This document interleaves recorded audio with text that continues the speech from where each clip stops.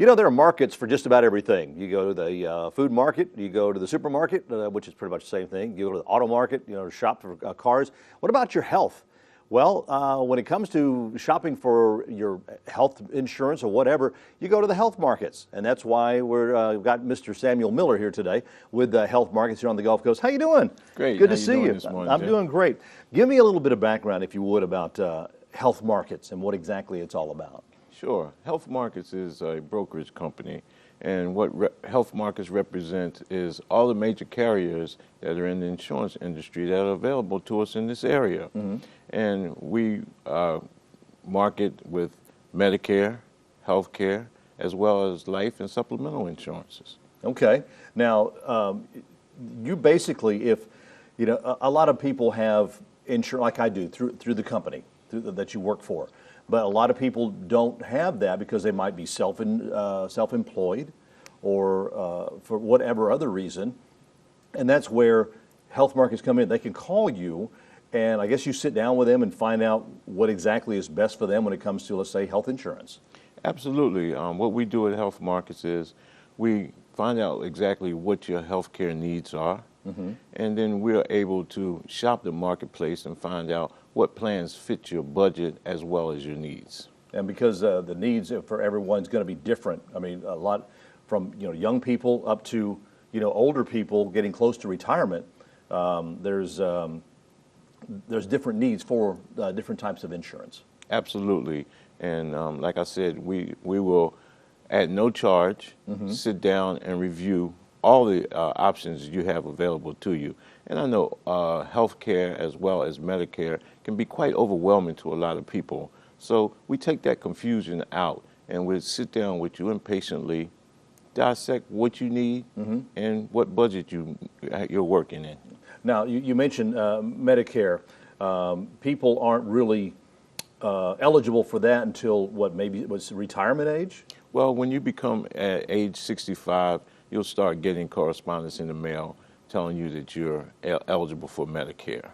And once you become eligible for Medicare, there are different plans out there in the Medicare field, such as Medicare Advantage plans. And some people have some really great retirement plans that cover their medical benefits as well past their working ages. So they'll just be looking for prescription drug plans or things of that nature. So that's what we do at Health Markets. We help you determine what your needs are.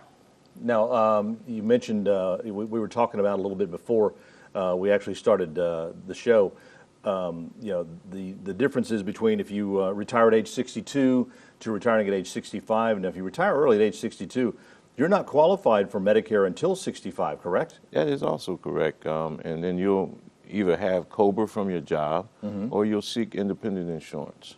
Or maybe your spouse has insurance through their company and you just have to switch it over.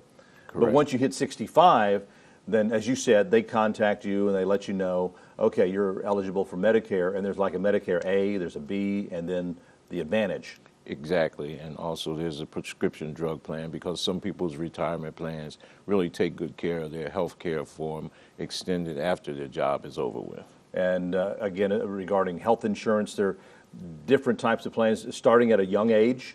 Of course, some people are very conscious of what's going on in society, and they like to prepare for their family and have things in place, have their self well situated in the event that the unexpected happens.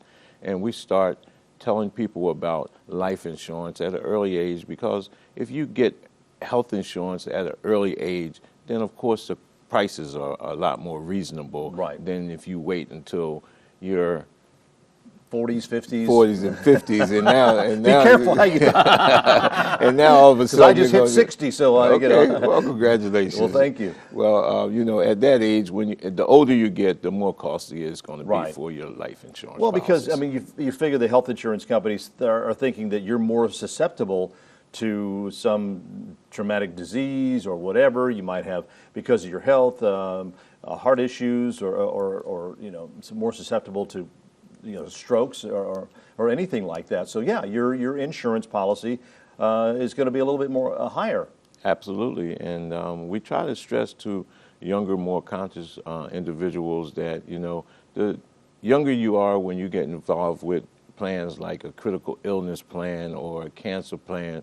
And, you know, in this day and age, there's so much cancer. Seem like every time you turn around, there's different things causing people to be diagnosed with cancer. Right. And do you recommend, I mean, if with the family, someone comes in, and I'm sure y'all do a very thorough interview with them, if their family has a history of cancer or something, you recommend that they do carry a cancer policy? Oh, by all means, yes, sir. Because it could make a big difference in your life if you have a cancer policy in place and you get diagnosed with some form of cancer. It would make you going to MD Anderson in Houston, getting treatment, and it helps supplement that income that you're going to be missing while you're out of work going through treatment and help you with the unexpected bills. Of course, your health care will cover the cost of your medical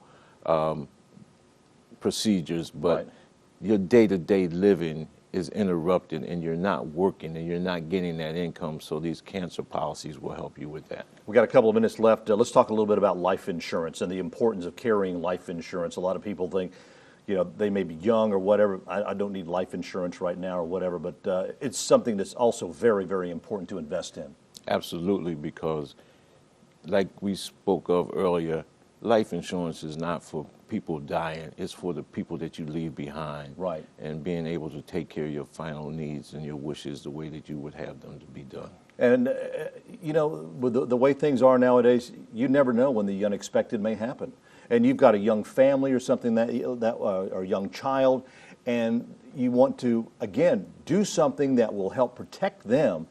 Something, you know, tragic happens, they're covered.